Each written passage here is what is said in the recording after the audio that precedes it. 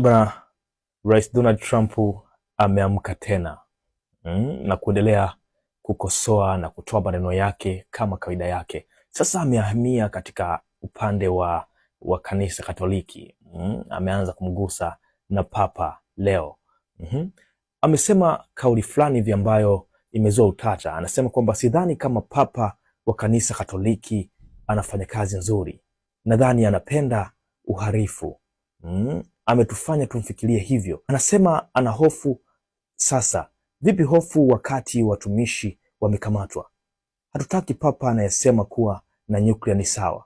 Hatutaki papa anayesema uhalifu kwenye miji yetu ni sawa.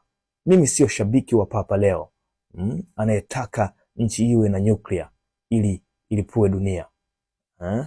Sasa hapo Donald Trump anasema kwamba Papa Leo, unajua, anakosoa sana ule uvamizi wa USA kule Iran. Na amekuwa akikosoa sana, amekuwa akitaka amani zaidi.